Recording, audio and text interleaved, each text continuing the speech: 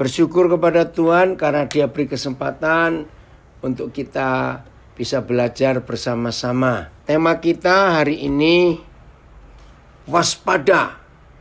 Awas itu ya, roh agamawi. Nah, saudara, kenapa kita harus mewaspadai roh agamawi ini?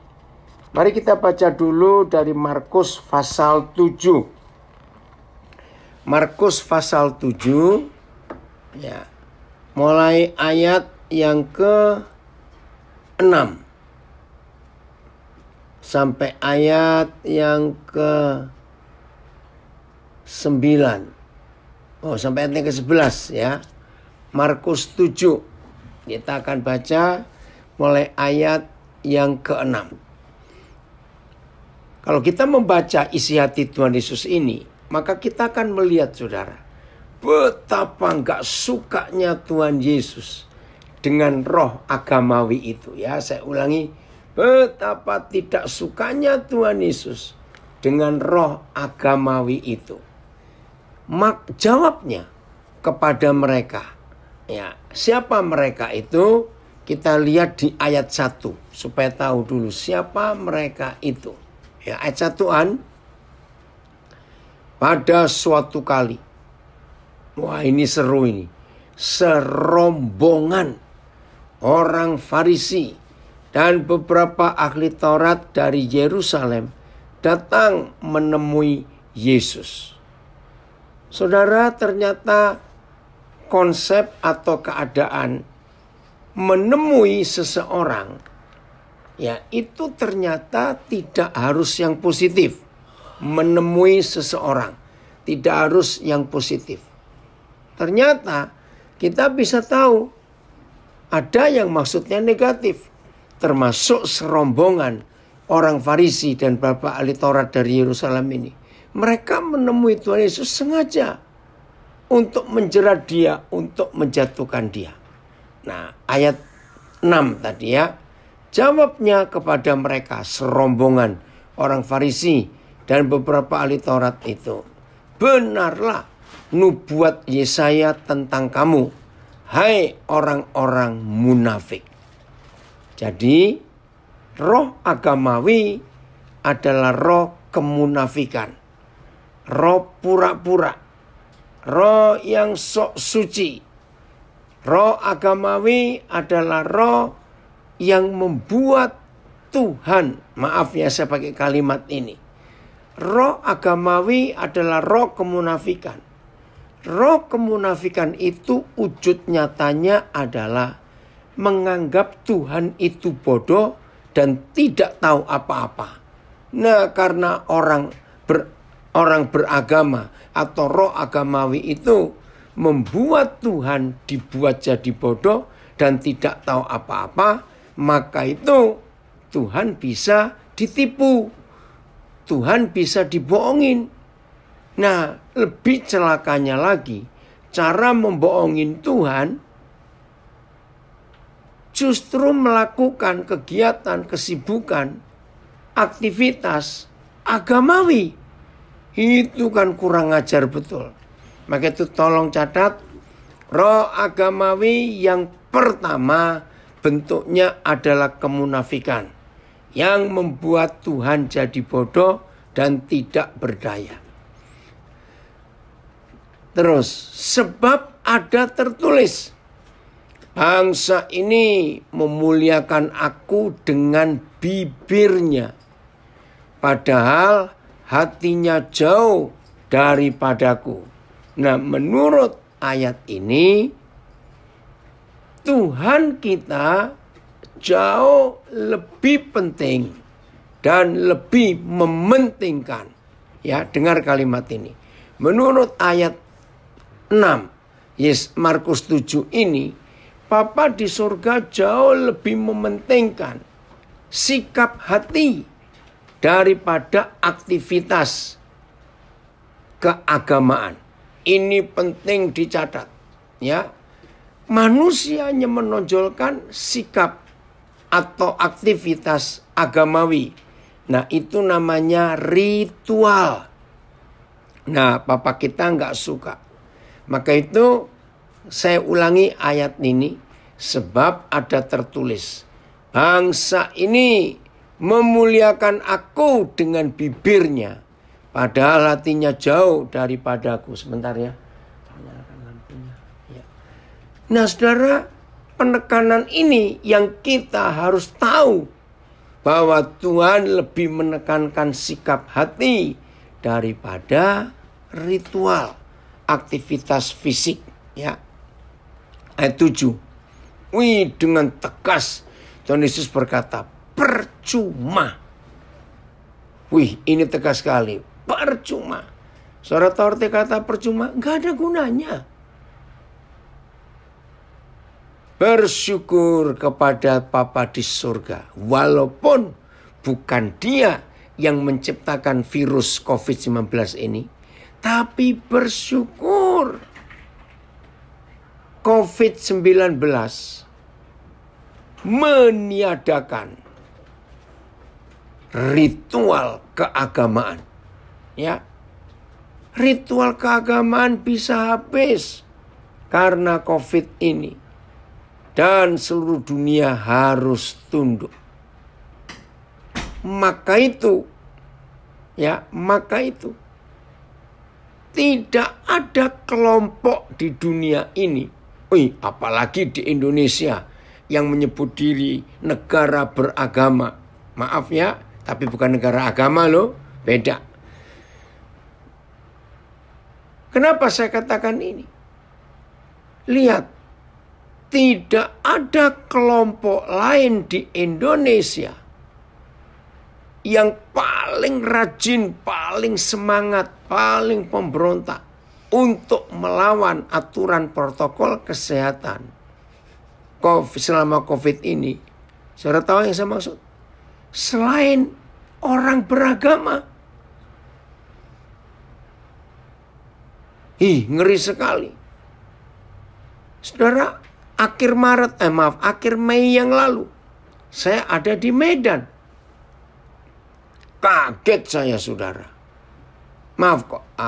Awal Juni saya ada di Medan. Kaget. Di gereja ini saya lagi diminta untuk seminar di gereja cukup besar di Medan. Tiba-tiba sebelum saya diminta untuk berdiri menyampaikan, kaget. Ini seorang hamba Tuhan. Saya nggak kenal sih siapa dia. Tiba-tiba dia mengajak untuk semua kita dalam gereja itu buka masker, jangan pakai masker.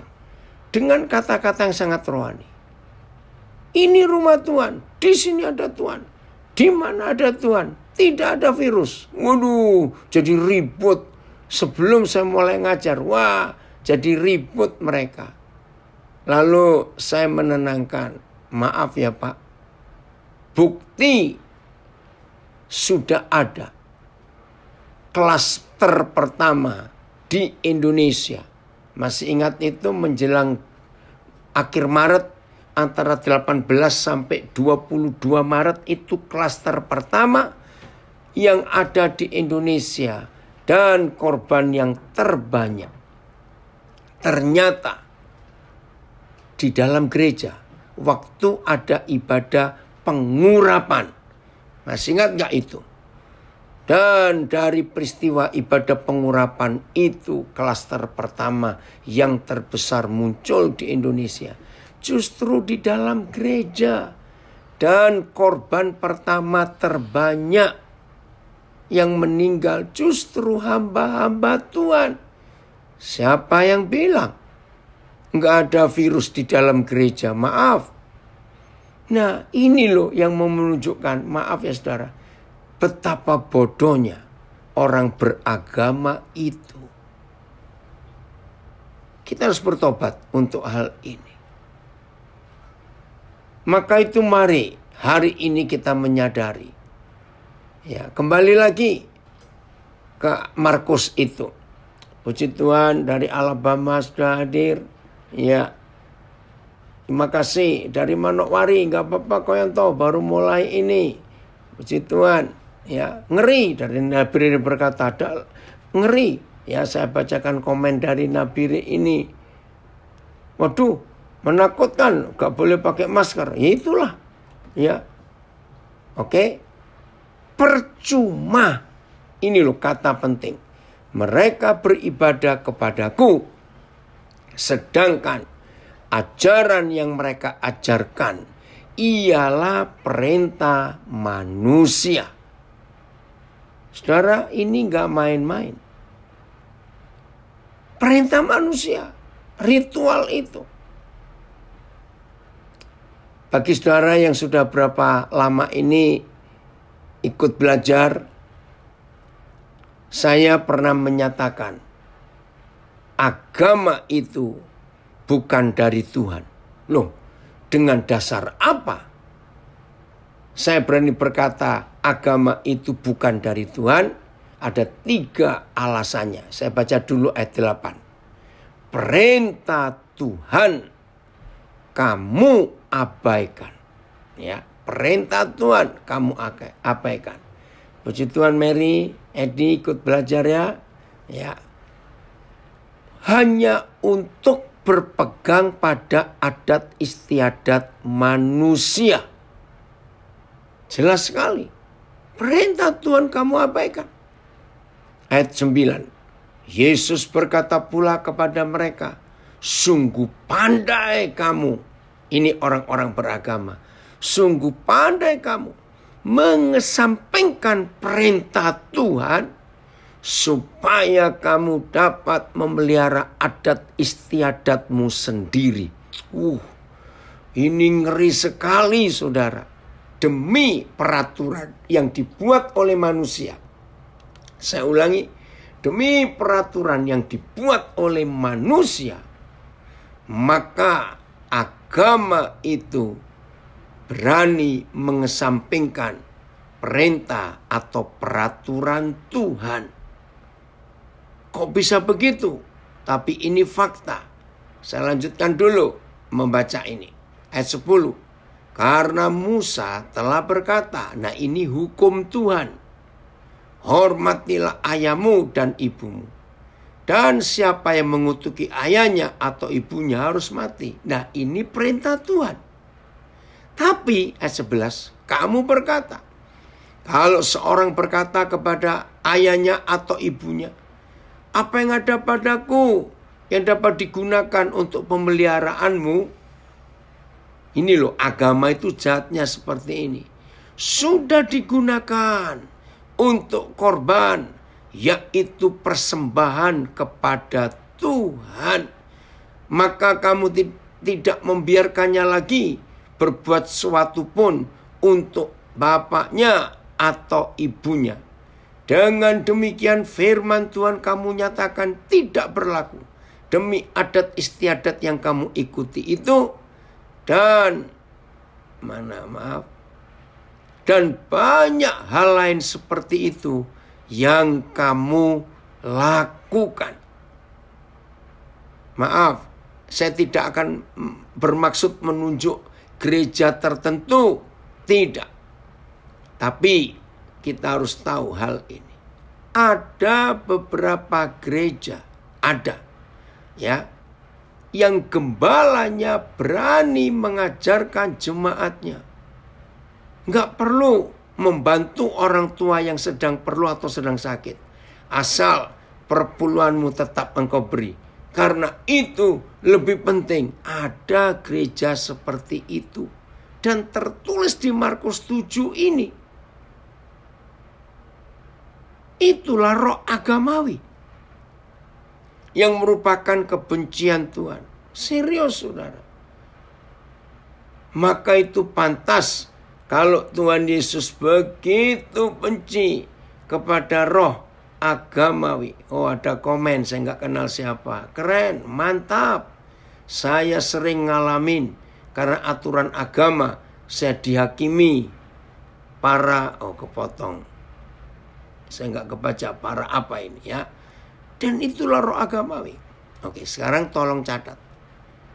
Di antara berapa hal, tapi 3 hal ini yang saya temukan bahwa agama itu bukan dari Tuhan sama sekali. Termasuk agama Kristen dan agama Katolik. Loh, Kenapa begitu? Dengar baik-baik. 1. Bapa di surga itu sangat mengasihi manusia karena bagi pencipta alam semesta, manusia itu adalah anak-anaknya. Jadi bukan cuma umatnya. Kalau kata umat, yaitu umat beragama. Tapi manusia ini adalah anak-anaknya. Maka itu hanya Tuhan Yesus yang mengajarkan. Kalau kamu berdoa, katakan, Bapa. Itu yang luar biasa. Saya ulangi. Papa, ayah, daddy, father, abba. Kalau kamu berdoa. Nah saudara, kalau Tuhan Yesus mengajarkan itu, berarti semua manusia ini bersaudara. Dan memang betul. Tapi agama mengkotak-kotakkan. Agama menghancurkan kerukunan keluarga. Agama. Saya pernah ngalami di beberapa daerah. Khususnya tahun 95 akhir. Perang terjadi. Di sebuah desa, dia kecamatan kecil, namanya Kecamatan Krayan, Kalimantan Utara. Waktu itu masih masuk Kalimantan Timur. Di seluruh kecamatan itu hanya ada 3 gereja. Keren saudara. Katolik, ya, gereja Terang Injil, lalu Kemah Injil. Cuma ada 3. Hidup mereka cukup harmonis. Tiba-tiba datang gereja, salah satu gereja dari Tarakan dan dari Balikpapan dan Samarinda masuk ke kampung itu, menancapkan benderanya. Ngeri, saya ada di situ pada waktu itu. Gak bisa membayangkan sadisnya. Maka membuat sebuah gerakan. Saudara, kampung itu tadinya aman. Kelompok itu tadinya cukup damai. Gereja ini masuk. Terjadi perpecahan besar. Suami istri tidak mau beribadah bareng-bareng lagi. Misalnya suami masih ikut di gereja yang lama. Lalu istri ikut di gereja yang baru. Terjadi pemisahan, sama-sama katanya anak Tuhan. Enggak cuma sampai di situ saudara. Jahat agama itu. Apa yang terjadi? Karena daerah itu daerah yang sulit untuk dijangkau dengan transportasi, maka ketika gereja baru ini harus punya gedung ibadah sendiri, saudara, ini kisah nyata. Mungkin ada yang gak pernah percaya. Saya pun kalau gak melihat sendiri saya gak percaya. Karena alat-alat bahan-bahan bangunan sulit masuk ke tempat itu. Karena semua dibawa pakai pesawat. Puji Tuhan dari Calgary hadir. Ya, senang sekali bisa ikut belajar. Dengar ini. Itu jahatnya agama. Saudara tahu apa yang dibuat oleh kelompok gereja baru ini? Di situ nggak ada bangunan dinding batu, semuanya pakai kayu. Karena orang nggak mungkin bisa beli semen, sangat mahal, harus pakai pesawat. Ini yang saya lihat sendiri. Saya diundang ke satu gereja yang lama ya, karena saya nggak setuju dengan gereja baru itu. Saya kaget, loh, ini kemana dinding gereja ini? Saudara, jadi gereja yang baru ini mencopot dinding gereja yang lama dan mereka bangun gereja yang baru. Dan sebelahan, hanya samping saja. Ini sudah gila betul. Gereja loh saudara, gereja. Sampai sedih. Jadi dinding ini dicopot, Jadi tinggal rangka saja dengan atap gereja lama ini dan dibangunkan gereja baru pakai dinding gereja yang lama. Dari papan dicopotin seperti itu. Saya pergi ke desa lain lagi untuk pelayanan. Loh, katanya saya diundang jam 9 pagi. Kenapa jadi diundur jam 1 siang? Saudara tahu jawaban mereka? Coba Pak Daniel lihat ke samping. Ini desa lain loh ya. Jadi gereja baru ini didanai gereja dari kota itu tadi untuk beli sound system yang sangat mewah. Lalu mereka buat ibadah dengan sound system yang kencang sekali suaranya. Saya sampai bingung. Jadi kita tunggu mereka selesai dulu baru kita mulai. Agama begitu mengerikan. Saudara, dan lebih celaka lagi, mereka, pemimpin gereja baru ini, berani memalsukan tanda tangan untuk minta pengesahan dari pemerintah. Ya pemerintah di provinsi nggak tahu apa-apa. Ya terima aja surat dari kelompok gereja yang baru ini.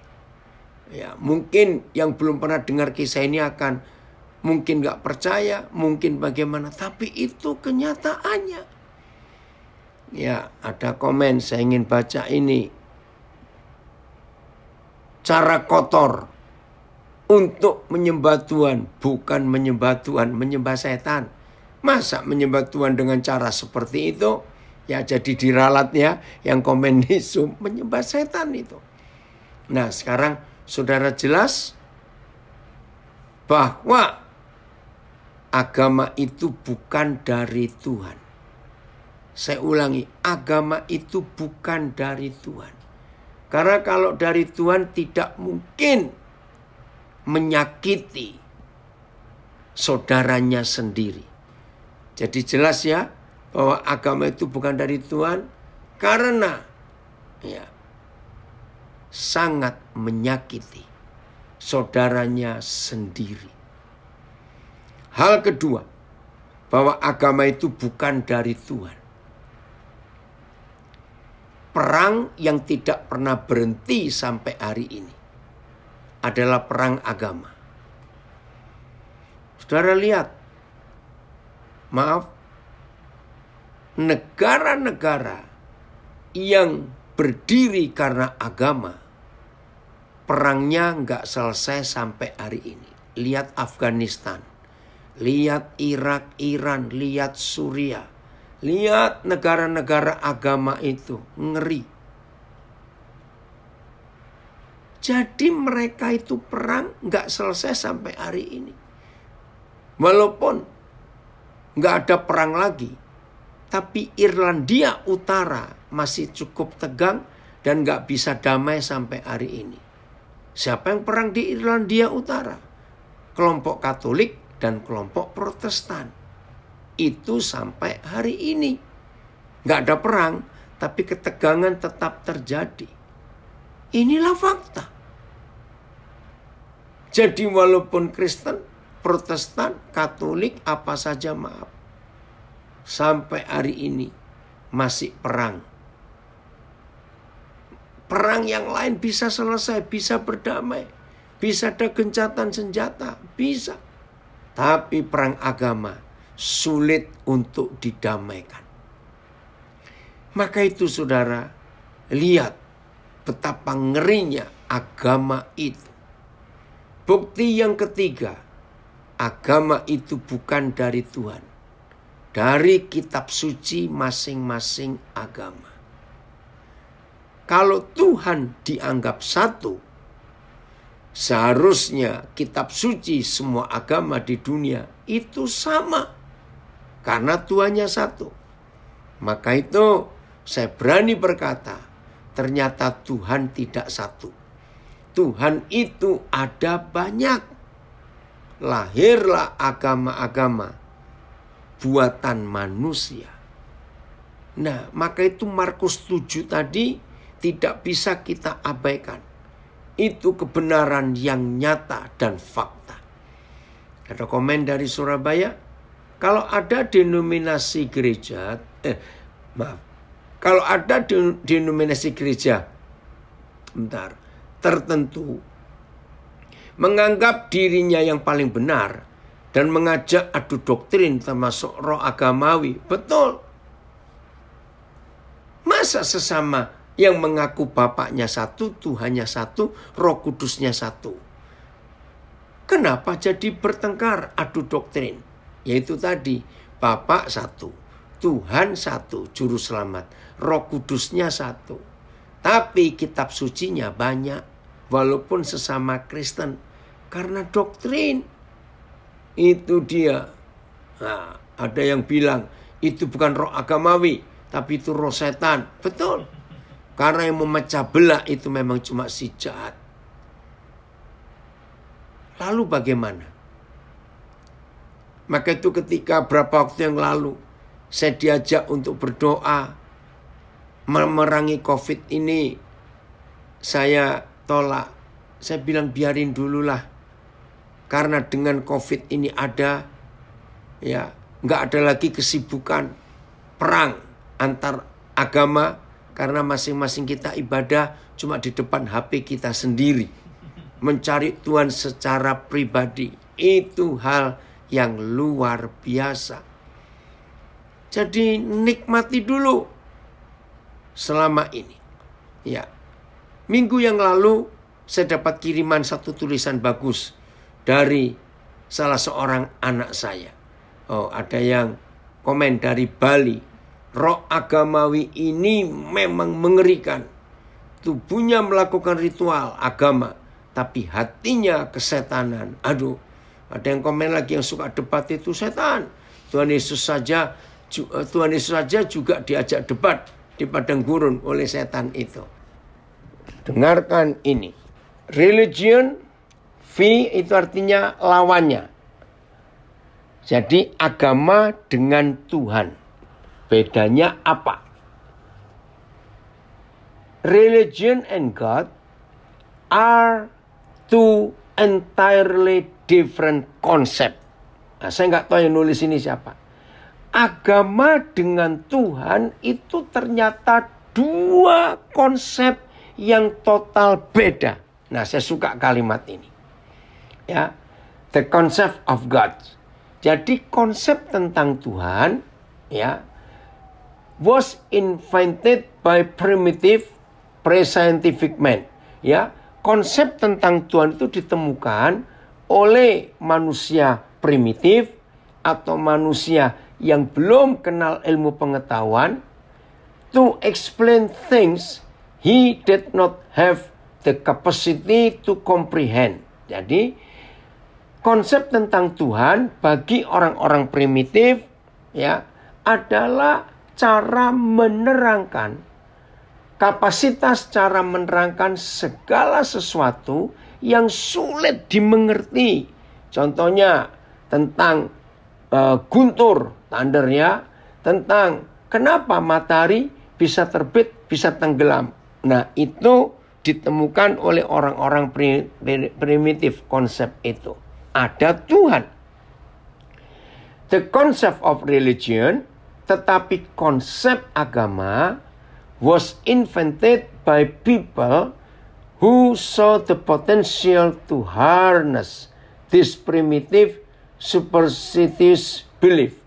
Jadi konsep tentang agama adalah sebuah penemuan oleh orang-orang yang melihat potensi, ya, untuk menolak konsep primitif tadi, ya, lalu memformalisasikan, menjadikan doktrin, ya, lalu menemukan and invent stories to give it a structure. Jadi konsep itu dijadikan sebuah cerita, sebuah doktrin, ya, untuk menjadikan sebuah bangunan permanen, ya, by which dengan itu mereka dapat memanipulasi, by which they could manipulate. Waduh, ngeri sekali. Maka itu agama itu penuh dengan manipulasi. Tidak sedikit hamba-hamba Tuhan khotbah pakai ayat, tapi tujuannya memanipulasi gereja, jemaat. Saya ulangi, by which they could manipulate and ultimately control. Maka bisa memanipulasi dan dengan serius mengontrol, ya, menyihir pendapat orang. Dan betul-betul membatalkan semua. Dan jadi naif. Jadi bodoh sekali. Nah, itu konsepnya. Nah, lalu ditulis bagian terakhir. God is naivety. Jadi artinya Tuhan itu nggak naif. Tapi agama itu penuh dengan peraturan. Ada kata is predatory. Ngeri sekali. Mencari mangsa. Ini terjemahan yang menakutkan. Ya, maka itu harus hati-hati, saudara, dalam hidup kita. Ya, terima kasih. Saya nulis ini siapa saya tidak tahu. Oh, terima kasih. Ini yang ngirim anak saya. Naivety is innocent. Tuhan itu enggak berdosa, suci. Terima kasih, nak. Maka itu dalam hidup ini, Tuhan ampuni kami keterbatasan kami. Kalau kami enggak berkata, kebodohan kami mengecilkan Tuhan yang besar itu. Ampuni kami. Jadi mulai hari ini, saudara, kita harus menyadari betul betapa pentingnya kita mengenal Tuhan kita secara pribadi, ya, secara pribadi, untuk hidup di dalam ketaatan peraturannya, bukan untuk hidup dalam ketaatan peraturan manusia. Saya ulangi, kita harus lebih mementingkan untuk hidup dalam ketaatan pada peraturan Tuhan, bukan untuk hidup dalam peraturan yang dibuat oleh manusia. Terima kasih Bapak untuk kebenaran ini. Nah, yang berikut ini cuma tambahan dari 3 hal tadi.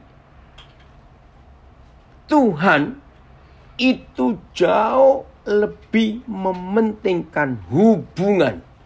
Ya, saya ulangi, Tuhan itu jauh lebih mementingkan hubungan dengan manusia. Tetapi agama lebih mementingkan aktivitas secara fisik. Jelas beda jauh. Nah, kalau hubungan itu tidak ditentukan oleh jam, waktu, tempat, tata cara, tidak. Maka itu Alkitab menulis orang pertama yang tidak mengalami mati adalah Henokh. Kenapa? Karena Alkitab menulis dia hidup bergaul dengan Tuhan. Wih, ini luar biasa, hidup bergaul. Ya, yang belum tahu silakan saudara baca Kejadian 5 ayat 22. Jadi Tuhan kita lebih menitik beratkan pergaulan, hubungan, relasi, relationship, bukan peraturan. Saudara, contoh, hampir semua gereja, ya, hampir semua gereja. Oh, terima kasih An, ditayangkan itu ya. Baik, saya baca. Dan Henokh hidup bergaul dengan Tuhan selama 300 tahun lagi. Sekalian An, ayat 24 masih Kejadian pasal 5. Ya. Ada yang komen, kita kalau mencari Tuhan tidak ada di agama. Betul, jangan cari Tuhan di agama. Kita makin nggak ketemu Tuhan. Dan Henokh hidup bergaul dengan Tuhan. Lalu ia tidak ada lagi sebab ia telah diangkat oleh Tuhan. Jadi ini yang Tuhan minta, bergaul, ya, berkomunikasi, relasi dalam hubungan itu, bukan dalam ritual. Kiranya saudara nangkap konsep bedanya Tuhan dengan agama-agama. Kalau ada di antara saudara masih sulit menangkap konsep ini, nggak apa-apa. Pelan-pelan saudara harus belajar sampai secara pribadi saudara bertemu dengan Tuhan. Ketika Abraham dipanggil Tuhan, Tuhan nggak bilang soal peraturan, Tuhan nggak bilang soal ritual. Maka itu kalau kita baca kisah hidup Abraham, sama sekali Tuhan tidak pernah mengajar Abraham, kamu doa jam sekian ya, kamu harus begini ya, kamu harus begitu. Nggak ada sama sekali. Saudara baca kisah hidup Abraham, dia berjalan terus dari satu tempat ke tempat yang lain. Tuhan menuntunnya sampai satu tempat yang baru. Tuhan memberitahukan ini, memberitahukan itu. Bukan soal ritual. Maka itu kita harus hidup seperti itu, saudara. Karena Tuhan mau hubungan kita makin hari makin dekat. Ya, makin hari makin menyatu dengan Tuhan. Konsep Immanuel. Ini satu-satunya konsep yang membuat kekristenan itu bukan agama. Saya ulangi, konsep Immanuel tidak ada di agama apapun juga. Karena konsep Immanuel itu menyatakan Tuhan itu bebas ditemui kapan saja dengan caramu masing-masing. Saya akan membaca komen dari Mas Paijo. Bagus sekali. Agama itu seperti rentenir bagi manusia yang mencari Tuhan. Tahu ya kata rentenir? Itu dari bahasa Belanda, artinya tukang yang memberi utang dan bunganya tinggi sekali. Saya ulangi, agama itu seperti rentenir bagi manusia yang mencari Tuhan.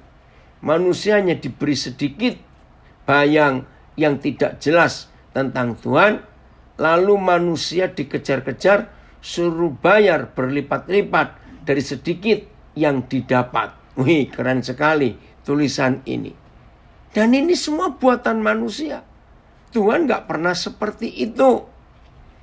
Saya harus bicara dengan konsep yang ditemukan oleh Mas Paijo ini. Maaf. Hamba Tuhan, walaupun secara pengalaman pelayanan cukup lama, tetapi kalau khotbahnya selalu menekankan beri kepada Tuhan, beri. Selalu bilang duit, ayo kamu beri. Maaf, itulah rentenir-rentenir itu tadi. Memaksa orang untuk memberi dengan iming-iming. Kalau kamu memberi ayam, nanti Tuhan beri kambing. Kalau kamu bisa beri kambing ke Tuhan, Tuhan beri kamu kerbau. Kalau kamu bisa beri kerbau kepada Tuhan, Tuhan beri kamu gajah. Terus taruh mana? Ini konsep yang salah dalam agama. Tuhan gak seperti itu. Tuhan gak bisa disuap. Tuhan gak bisa mata duitan. Tapi gereja memanipulasi dengan konsep seperti itu. Maaf. Yang masih percaya gak apa-apa. Tapi yang mau belajar harus tahu. Ada konsep di dalam beberapa gereja. Banyak berdoa, banyak berkat. Kurang berdoa, kurang berkat. Sedikit berdoa, sedikit berkat. Nah, itu agamawi. Tuhan gak seperti itu. Karena doa itu kan cuma dilihat orang. Atau kita ngomong panjang-panjang kepada Tuhan. Tidak begitu. Jadi saya mau menekankan. Ya, agama itu membuat manusia jadi robot. Karena diatur oleh peraturan. Oh, dari Sydney. Ada komen, wih jadi Tuhan itu debt collector. Iya suka nagih. Nah maka itu hamba-hamba Tuhan suka nagih perpuluhan bertobatnya. Ngeri sekali. Tuhan tidak seperti itu. Nah saudara, dari bagian terakhir ini kita akan belajar. Tuhan mau kita memiliki hubungan bukan ritual. Perhatikan itu baik-baik. Hubungan yang manis, yang indah, yang harmonis, yang rileks. Nah, mendengar kata rileks ini, pasti saudara setuju kalau saya katakan. Agama itu membuat orang rileks atau tegang. Ya toh? Agama itu membuat orang jadi tegang. Karena apa? Takut bersalah. Nah, bukan seperti itu Papa kita. Bayangkan, tidak ada agama apapun di dunia selain Tuhan Yesus yang mengajarkan, kalau kamu berdoa, panggil dia Papa. Jadi hubungan ini yang dititik beratkan oleh Tuhan, bukan ritualnya. Maka itu mulai hari ini saudara, ayo kita menekankan kebenaran ini, hubungan antara hati. Ya, Tuhan itu roh, bukan sebuah pribadi fisik yang kita bisa temukan di dalam ritual. Oke? Ayo kita lihat Yohanes pasal 4. Ya, Yohanes pasal 4 mulai ayat yang ke-19. Yohanes 4 mulai ayat yang ke-19. Tuhan bertemu dengan seorang yang ibadahnya, agamanya itu kuat sekali. Oke, ada komen dari Bali. Dalam agama Tuhan jadi pembantu atau pesuruh. Karena umatnya diajar untuk menyogok Tuhan. Ampuni kami Tuhan. Ya, udah ayat 18. 19-18 tadi. Oke, 19. Terima kasih ya. Lihat ayat 19. Yohanes pasal 4. Ya, ada komen dari Palembang. Agama telah menjadi tembok yang sulit diterobos. Betul. Agama itu justru memisahkan manusia dari Tuhannya. Karena peraturan-peraturan yang 100% bukan Tuhan yang membuat, tapi manusia. Ya, saya ulangi, maka itu Markus 7 jadi penting kita kenali. Peraturan-peraturan dalam agama itu manusia yang buat, bukan Tuhan. Maka itu komen dari Palembang, agama telah menjadi tembok yang sulit diterobos sehingga Tuhan sulit ditemui. Lihat ayat 19 Yohanes 4. Kata perempuan itu kepada Yesus, Tuhan, nyata sekarang padaku bahwa engkau seorang nabi. Lihat sikap agamawinya hebat sekali. Nenek moyang kami menyembah di atas gunung ini. Tetapi kamu katakan bahwa Yerusalemlah tempat orang menyembah. Saya akan uraikan ayat 20 ini dengan saya ganti kata-kata ini. Inilah agama. Nenek moyang kami menyembah di gereja A. Tetapi kamu katakan menyembah di Yerusalem, di gereja B, tempat orang menyembah. Sebutkanlah. Maaf ya, sampai hari ini orang beragama Katolik tidak akan pernah mau beribadah di gereja yang beragama Pantekosta. Orang yang beragama Pantekosta tidak akan pernah mau beribadah di gereja Advent, Baptis, dan macam-macam. Waduh, di Indonesia saja ada ratusan sinode. Dan masing-masing sinode punya cara yang berbeda-beda. Saudara, ini yang terjadi ketika perempuan ini berjumpa dengan Tuhan Yesus. Ternyata dia masih membicarakan tempat ibadah. Padahal mereka kan seharusnya satu nenek moyang. Antara orang Yahudi, orang Samaria. Tapi agama memecah dan memisahkan, menceraikan mereka. Dan lihat jawaban Tuhan Yesus. Maka itu supaya roh agamawi pergi dari hidup kita, ya, ayo kita belajar mempercayai apa yang Yesus katakan. Begini, kata Yesus kepadanya ayat 21. percayalah kepadaku. Saya suka kalimat ini. Percayalah kepadaku. Jadi jangan percaya yang lain. Termasuk tokoh-tokoh gereja yang mengajarkan menyimpang daripada kebenaran. Hanya percaya kepada Tuhan Yesus. Maka itu berapa kali saya menekankan. Yesus itu Yesus. Jangan Yesus plus.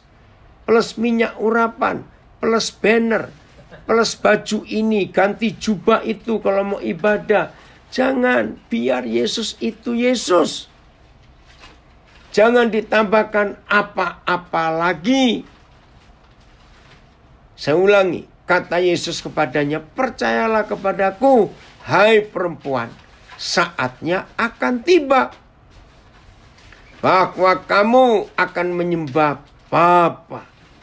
Ya, bukan menyembah Tuhan. Saya suka penekanan Tuhan Yesus ini. Bahwa kamu akan menyembah Bapa, bukan menyembah Tuhan. Beda antara Bapa dengan Tuhan.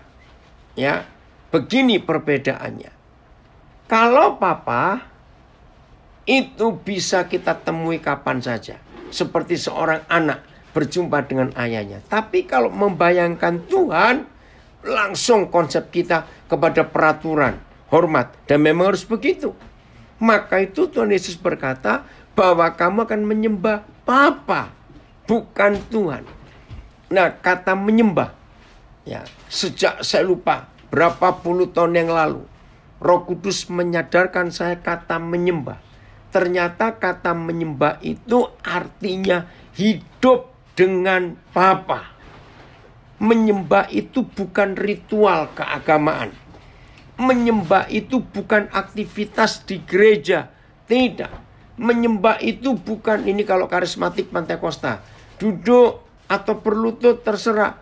Lalu ada alat musik, gitar biasanya. Lalu kita nyanyikan pujian. Lalu kita berbahasa roh. Nah, itu yang umum terjadi di antara kalangan karismatik dan Pantekosta.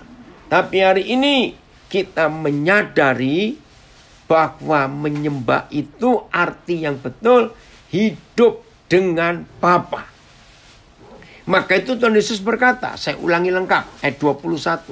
Kata Yesus kepadanya, percayalah kepadaku, hai perempuan, saatnya akan tiba bahwa kamu hidup dengan Bapa.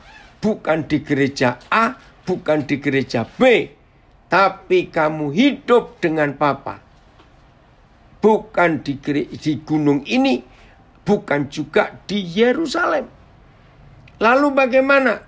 Ayat 23, saya lompat ya.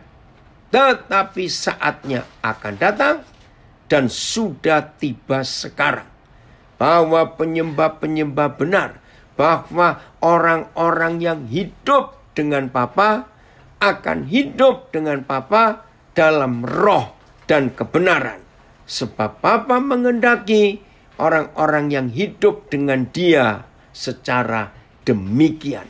Jadi mulai hari ini supaya roh agamawi tidak nempel ke hidup kita, kata menyembah kita harus ganti hidup dengan Bapa. Hidup dengan Bapa. Itu yang paling penting. Izinkan saya memberi kesaksian. Tujuan utama saya kali ini ke Amerika sebetulnya bukan untuk pelayanan. Tapi ada seorang anak yang Tuhan berikan kepada saya tanggal 10 Januari 2017. Waktu itu anak ini umur 16 tahun lebih. Ya. Nah, saya nggak kenal anak ini. Tapi anak ini terpisah dari orang tua kandungnya, dari ayah ibunya, sejak dia umur 3 tahun. Bayangkan, sejak umur 3 tahun dia terpisah dari ayahnya dan ibunya. Karena masalah kekerasan dalam rumah tangga. Lalu orang tuanya cerai. Nah, dia lahir di Amerika. Mamanya masih tinggal di Amerika. Ayahnya dideportasi oleh pemerintah Amerika karena kekerasan itu. Nah, ketika kami suami istri ya November 2016 ke Amerika, nah, dapat tahu bahwa ayah anak ini itu ternyata tinggal dengan kami di Nabire. Ini yang luar biasa. Loh, kok bisa begitu? Ringkas cerita, waktu kami balik ke Indonesia, kami ketemu dengan anak ini. Ya, karena ibunya yang kami temui di Amerika memberikan kontaknya. Tapi ibunya pesan, jangan beritahu bapaknya. Ya sudah, kami nurut. Walaupun bapaknya anak ini ada di rumah kami. Tapi kami nggak boleh tahu. Kami dilarang memberitahu, nggak apa-apa. Saudara, anak ini lontang-lantung, nggak tahu mesti bagaimana. Nggak bisa ketemu bapaknya, nggak bisa ketemu ibunya. Maka itu jahat, perceraian itu jahat sekali. Ternyata anak ini dalam masalah besar. Karena ibunya berjuang untuk bisa membawa anak ini ke Amerika. Ada seorang gembala di Amerika yang menolong anak ini dapat paspor Amerika. Wah, senang ibunya ketika tahu bisa dapat paspor Amerika. Karena memang dia lahir Amerika. Begitu dia mau berangkat, meninggalkan Indonesia ke Amerika, lewat imigrasi, masalah muncul. Bagaimana kamu tinggal di Indonesia, mau keluar Indonesia pakai paspor Amerika, dan paspormu masih baru, belum dipakai sama sekali. Wajar pemerintah Indonesia menahan dia. Kamu masuk dari mana? Anak ini kelabakan. Ceritanya makin ruwet, saudara. Aduh, kalau kami ingat itu. Nah, tapi puji Tuhan, jalan Tuhan. Salah seorang anak saya, seorang pengacara, ya, Wardaniman Larosa. Dengan hikmat Tuhan, dia tahu kisah ini. Membawa anak kami ini ke kantor imigrasi untuk menjelaskan semua permasalahannya. Dengan pertolongan Tuhan yang ajaib, akhirnya anak ini dapat meninggalkan Indonesia dengan surat layak paspor istilahnya. Nah, begitu dia keluar dari Indonesia, maka paspor Amerikanya dapat stempel dari pemerintah Indonesia, dideportasi dari Indonesia. Nah, dari awal Maret 2017 anak ini tiba di Amerika. Untuk pertama kali dia ketemu ibunya. Nah, sebelum berangkat ke Amerika, ada waktu 3 hari. Anak ini ketemu ayah kandungnya. Jadi setelah suratnya beres, kami beritahu ayah kandungnya yang ada di rumah kami di Nabire. Dia kaget. Belasan tahun gak pernah ketemu.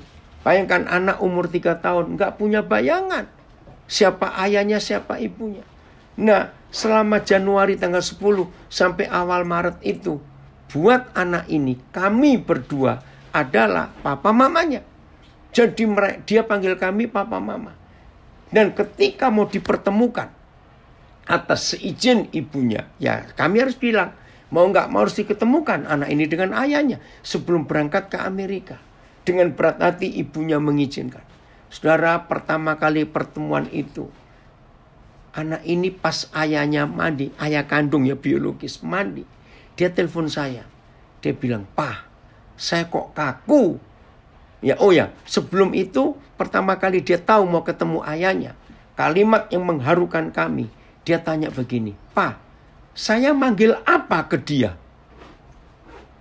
Wih, waktu kami mendengar pertanyaan itu, hati kami bisa merasakan panggil apa? Karena dia manggil kami papa mama. Nah, lucunya lagi, papanya anak ini manggil kami papi mami. Karena dia juga yatim piatu. Seru betul kisah ini. Akhirnya dia milih, aku manggil dia daddy saja, terserah. 3 malam pertama kali dalam hidupnya, dia satu tempat tidur dengan ayah kandungnya. Tapi dia mengaku, "Pak, tapi aku kaku dengan daddy ini." Wajar. Buat dia ya kami ini papa mamanya. Ringkas cerita. Saudara nggak tahu bagaimana perjuangan dia. Akhirnya dia bisa berjuang. untuk diterima di Angkatan Udara Amerika Serikat, US Air Force. Waduh, waktu kami dengar itu luar biasa. Nah, anak ini minta, saudara. Anak ini minta. Pak, kalau aku berangkat masuk pendidikan Angkatan Udara, aku minta papa yang ngantar. Oi Ricky, terima kasih kamu dapat fotonya. Ini foto anaknya. Ini hari Minggu yang lalu. Ya, tanggal berapa tuh hari Minggu ya? 14, 15, 6. Lupa saya. Pokoknya minggu yang lalu. Saudara, dia minta saya untuk ngantar perpisahan. Nah, ketika dia berangkat, waduh, ini luar biasa. Betul, Evelyn ini kisah yang hebat sekali. Nah, Yos, oke. Yos, kamu ada ya? Nah, ini tunggu ya, Ricky, jangan keluarkan dulu fotonya. Yos, itu anaknya Henry Yos. Nah, ini sosok dari Nabire akan tahu. Ya, karena papanya ini cukup lama di Nabire, hampir 4 tahun. Dan tim kami kenal semua dengan papanya ini. Hebat sekali Tuhan itu. Ya, itu anaknya namanya William. Bersyukur kepada Tuhan, anak yang terbuang karena keadaan orang tuanya. Sekarang Tuhan angkat dia luar biasa. Puji Tuhan. Oke, Rick, bisa kembali. Ya. Jelas ya, saudara.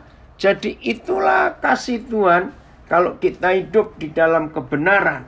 Ya. Nah, saya mau ceritakan ini karena itu tadi orang yang nggak hidup dengan papa akan kaku kalau ketemu papanya. Maka itu orang-orang yang rajin beragama tapi tidak pernah hidup dengan papa, dia akan kaku kalau ketemu itu. Nah, saudara, luar biasa bukan? Maka itu mari kita jujur. Ya, saya tidak menghakimi, tapi saya hanya menyatakan.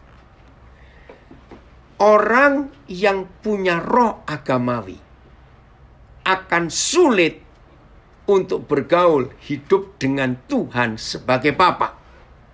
Karena apa?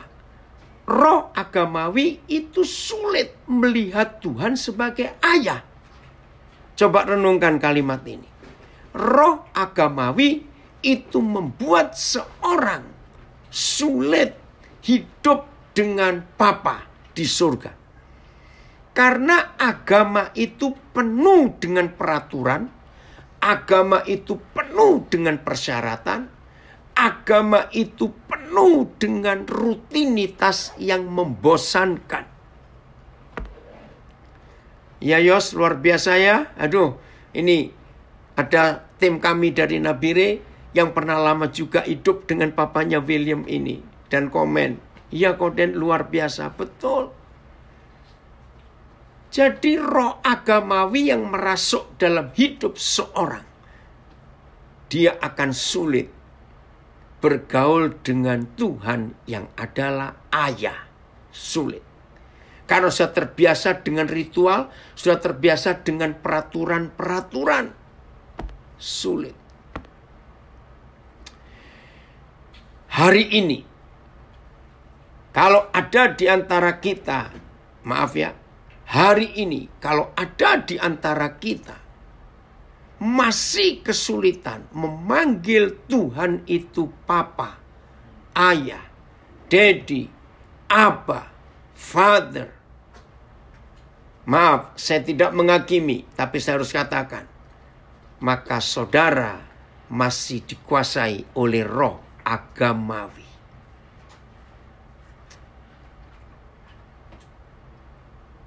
Ini yang kita harus tahu.